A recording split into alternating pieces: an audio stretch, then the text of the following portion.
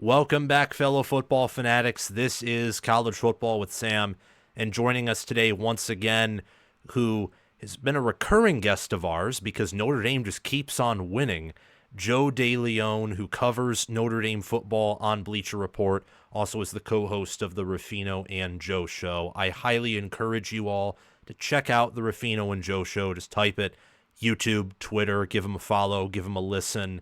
And also, just probably search up Notre Dame Bleacher Report and you can find the instant reactions. Is that a good way to find you there?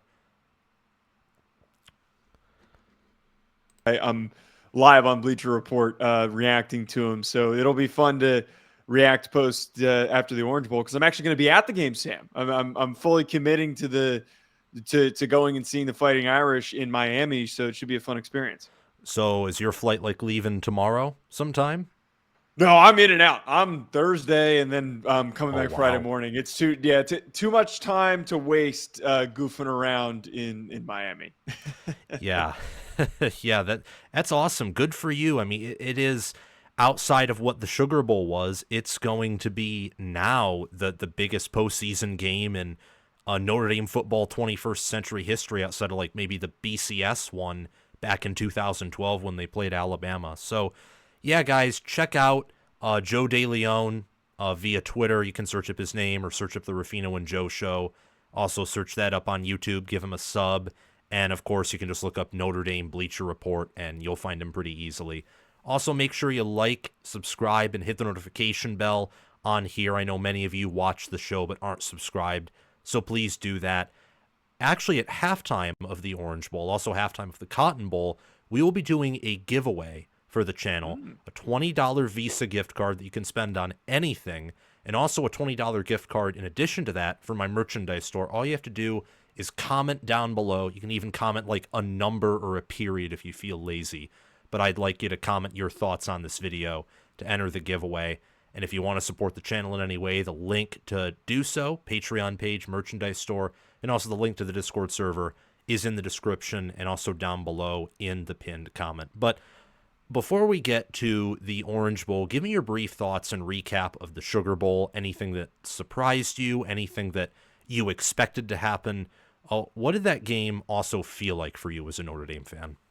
Well, the one thing that I expected to happen that you and I talked about, and I talked about a ton on Ruffino and Joe show that played out, is I really thought that Notre Dame was going to set up Gunnar Stockton and say, hey, man, this is your first ever start. You have to be the one who beats us. We are going to let you get away with a lot of things. There were some big open splash plays for him to connect with his receivers because they were all in one-on-one man coverage with Christian Gray and Leonard Moore. They were playing really good coverage on those Georgia receivers, but eventually they started to separate and they had a couple of opportunities to place Georgia in scoring opportunities. But where Notre Dame was able to win and why that was a part of the grand plan for their victory was at a certain point, if he's throwing so many balls, they're going to get home with a sack. They might get an interception. They're going to get a strip sack, fumble, or whatever it was. And that happened right before the first half ended. And that was the biggest catalyst in swinging part of the pendulum of the momentum of that game that was able to set up Notre Dame for that 17-point swing that they were able to produce. So yes, they were able to play true to their strengths and what was going to be Georgia's biggest weaknesses in that performance. You mentioned a second ago, though, that was one of the biggest wins for Notre Dame football. And for me, that certainly was in my 26 years of being alive. I wasn't alive during the Lou Holtz era. I suffered through plenty of Charlie Weiss and Brian Kelly doing just enough and getting our hopes up and then falling short. Brian Kelly never did something like that. Brian Kelly never won a big playoff game, and more importantly, against the most established, well-known coach in the sport. He wasn't able to get that done. That is a game that Brian Kelly was not able to get through. And for Marcus Freeman to do it after all of the doubts from people like myself that thought, man, this is something that's just going to be a lot of growing pains, and this is going to be a slow process if he ever figures it out. He figured out a lot quicker than we thought. yes. The most important part with all this, Sam, and that I've talked about a ton with Marcus Freeman, when they lost to NIU, I criticized him for that game and every other bad loss before that for his team not having a clear focus. And them looking lethargic, slow to start, they were not firing off the ball in those NIU games. And that was something that I said they needed to change their preparation. And Marcus Freeman needed to change his demeanor on the sidelines. He needed to be more energized instead of looking overwhelmed at times. And that all shifted. All that changed. I don't think he listened to me specifically, but something clearly got through to him knowing that he needed to change his approach. That is what was able to set them up for that victory against Georgia, and why I think that there is strong potential for them to beat Penn State. Yeah, I mean, what Notre Dame did, guys, I know that it was, Thursday 4 p.m. at work, so I don't know if all of you watched it, but what Notre Dame essentially did is they won the middle eight. Like the fumble recovery, touchdown pass, the kick return for a touchdown.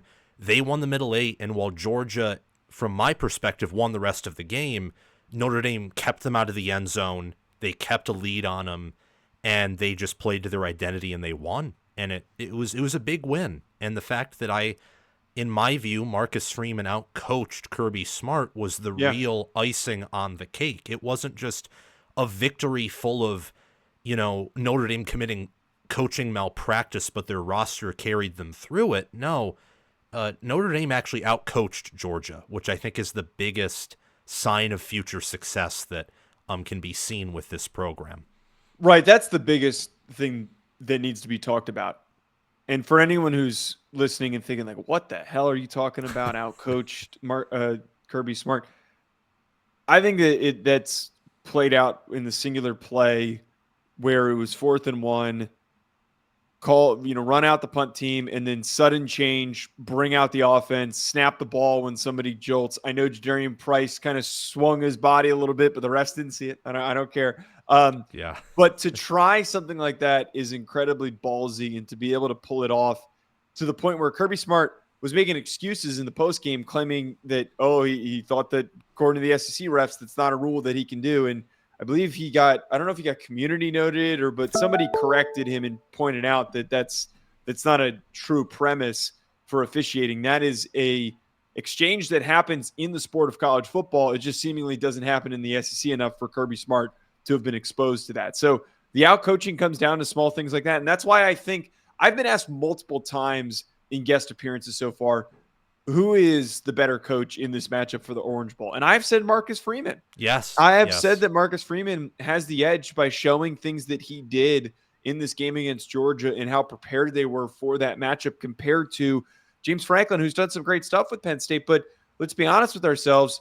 They beat Boise State and they beat SMU. They have not been as tested as Notre Dame just beating Georgia. And I feel like I know more about Notre Dame than I know for the certainty of Penn State. Yeah, I mean, you talk about, this is a really nice segue into the Orange Bowl. You talk about James Franklin and the mockery of the name Big Game James, because that's not his name at all. I mean, he hasn't won a top 10 matchup of significance since 2016. It's been that long. It's been closer to a decade than even half a decade. It's crazy given all the talent they have. And for Penn State, it feels like it's going to be this year or next year with Aller and their backs and how they're recruiting on the O-line and D-line. Like, this is kind of the window. This is your biggest window in a sense. Now, I know college football isn't always like that, but this is a big game. I think for Penn State, in the sense that this is an opportunity once again to beat a top 10, top 5 power rated team, to play for a national championship. And for Notre Dame, it's also a big game because they'd be playing in their first national title game since 2012. And I don't care how, good Ohio State is in the power ratings, even though I would, pick them to beat Notre Dame. They aren't at the same level that 2012 Alabama was. It's just not how the sport is anymore, with rare exceptions. So Notre Dame is like a legitimate chance to win this thing. So what do you think are the most important matchups in this game outside of the coaching edge? And who do you think is going to win? Who's going to come out on top? I think the most important thing overall for this game is who wins the turnover battle. Notre Dame has carried themselves by dominating in that category. They have dominated by winning the turnover battle, but also producing turnovers that set up their offense with short fields. They're not a team that is going to string together multiple long drives throughout games. There will be the splash plays from Jeremiyah Love or Jadarian Price. They just don't have that type of passing attack that can like really attack downfield and put up big numbers. Penn State, though, on the flip side of that, they have been really steady at protecting the football. And they have done a really strong job also of producing their own game-shifting turnovers like we saw where they stripped Ashton Genty on the sideline and the interceptions and the pick sixes that they were able to produce against Kevin Jennings. Whoever wins the turnover battle, if you don't even show me the score, I could tell you after the game who won based on who had more turnovers. And I think that there could be enough of a swing here that whoever does win it wins it with a pick and a fumble compared to a team that doesn't turn the ball over at all. The other part about this, it's all going to really come down to quarterback play. I know that's a cliche to talk about for a lot of these matchups, but this game specifically, does Drew Allar or does Riley Leonard step up more? Both teams are going to try and put immense pressure on the opposing quarterback to beat them because like we see in football all the time, teams with really good running backs and really good offensive lines that get really good push at running the football to try and take pressure off the shoulders of their quarterback. The defensive game plan is always going to be, we're going to play tight in the box and we're going to trust our corners out wide. Drew Allar, that was kind of what happened in the Fiesta Bowl, and then eventually the run game completely broke free.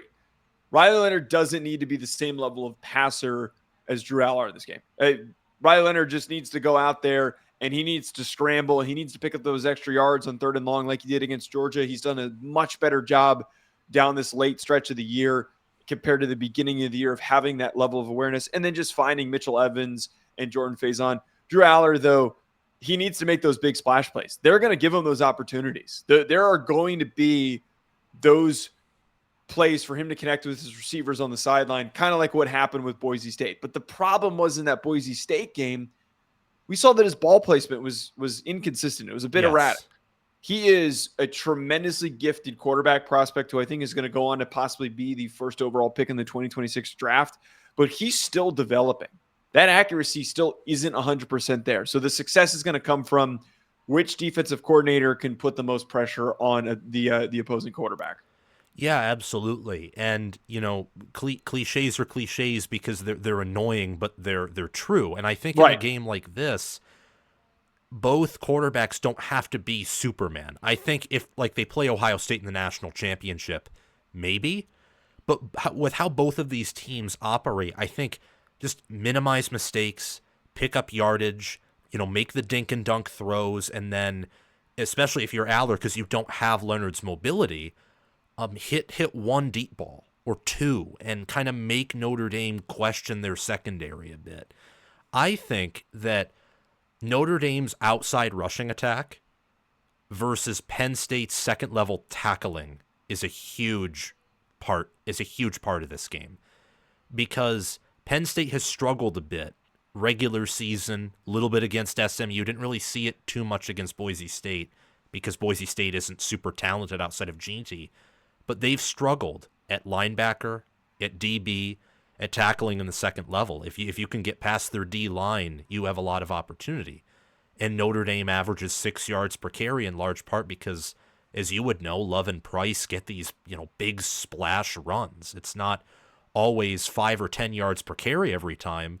But then it's like maybe a few runs or so that are a little bit shorter, and then boom, 50 yards and you're gone. And like you said with the turnovers, I love that because these teams, Notre Dame's second in the nation in turnover margin per game, but Penn State doesn't really turn over the football, and they can force their turnovers as well. So yeah, I think this is going to be a close game. I think the 2-point spread is pretty accurate in the sense that this game could be decided by a point or two, final score 21-20 or 22-21. That would not shock me at all either way, especially with Penn State's questionable special teams. Notre Dame's I know aren't perfect either. If someone shanks an extra point or it's blocked or a safety happens, that wouldn't be outside of the realm of possibility. Yeah, I think that overall this game's going to be super low scoring, and it's going to be really tight. I think that for anyone who maybe Notre Dame fans want to point and say, well, look what we just did to Georgia. Why the heck would things suddenly be tight against Penn State? Well, Penn State is very evenly matched with Notre Dame. They're very, very similar teams in their structure, in their success, which position groups dominate and win for them. And it's as simple as like both have lived off of two really talented running backs that have diverse skill sets. You know, one's the burner, one's the one who's going to kill you with his speed, and the other one's the more powerful guy that's looking for contact. But the reason why this ends up being close is that Notre Dame was able to take away Georgia's run game completely. It was a issue for Georgia all year long. It was a problem for them in a lot of spurts in their worst games that they could not run the ball, and they had to abandon it early, and it put too much pressure on Carson Beck's hands, and then eventually in this game in Gunnar Stockton's hands. I don't think that's going to be the same applicable case here for Penn State. They're going to break free for some long rushes. And that's why I think that this isn't a no-brainer. Notre Dame wins. I'm going to, ride that pick into the sunset. I wish it was that simple. There's a world where Penn State's run game gets enough juice. It gets enough pop. Nick Singleton is a home run threat. He's one of the most gifted and underrated running backs in the country that I don't think gets enough recognition for how game-breaking he is, because he's splitting touches with Katron Allen. If he breaks one or two, he could be like Donovan Edwards in the national championship game with just game-altering touchdowns. Yeah, I completely agree with that. And for a while, at least from my personal opinion, this is even before Beck got injured. In hindsight, it's stupid because with what I'm about to say, I should have picked Notre Dame from the get-go to beat Georgia. But I viewed Penn State as a better team than Georgia for like weeks now, if not months. This is like a really talented team they don't have the blue chip ratio Georgia does, and blue chip ratio matters a lot. But I feel like Georgia, that may have been a bit overstated this year because their wide receivers weren't good. Their O-line, for whatever reason, couldn't run the ball, even with all the talent it has. And their defense was a little bit iffy too, like in different areas. Like all Georgia did against Notre Dame was sometimes win the line of scrimmage. That was it. Like Notre Dame won everything else and sometimes won the line of scrimmage as well, and were the better coached team. I think Penn State, like you said, prevents some more threats.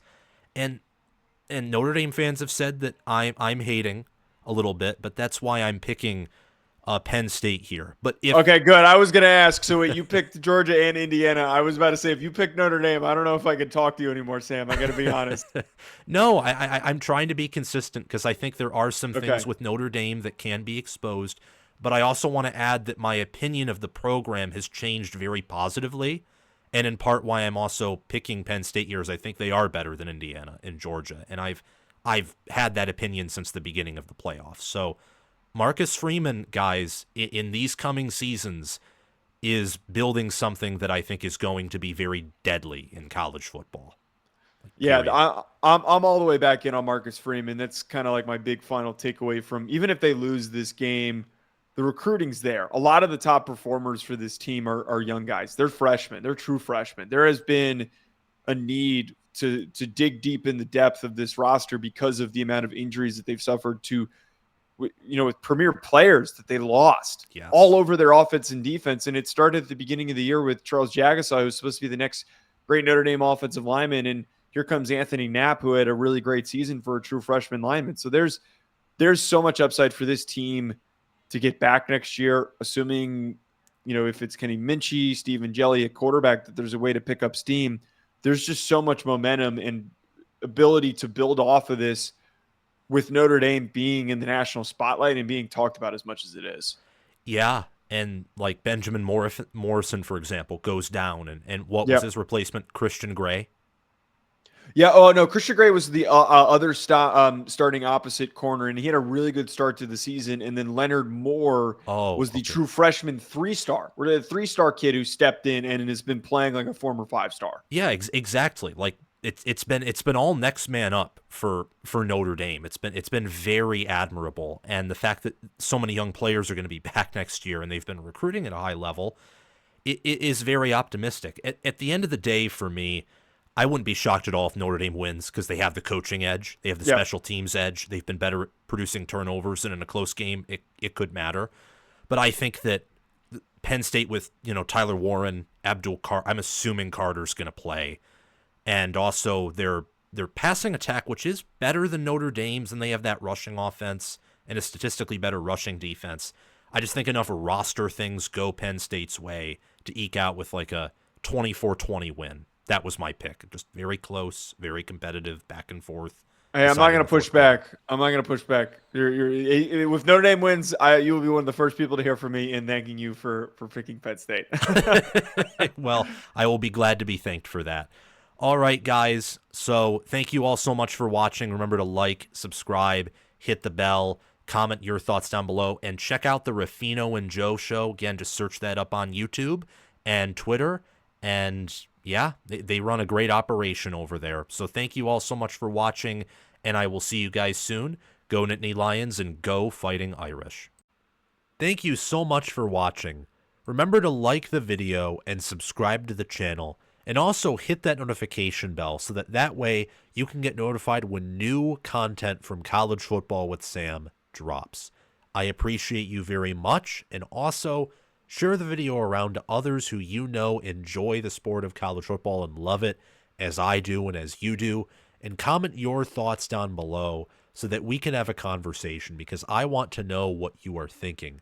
And join our Discord server where we talk college football 24/7 via the link in the description or down below in the pinned comment. Thank you to my Heisman Patreon members, Crash2488, Brascal Rascal, and Kylo OH. Thank you to my All-American Patreon members, Chris Lane, Ismar, and Tyler Nye. And thank you to my All-Conference members, John Lynn, Roaming Gnome, Matthew Sale, Austin Christmas, Joshua Jorgensen, and Will Loftus. Make sure to check out my merchandise store and or Patreon page, or super chat down in the comment section below to support the channel. The Patreon page and merchandise store links are in the description or down below in the pinned comment. I hope you have a wonderful day. It is December, so Merry Christmas and also Happy New Year. I will see you guys soon.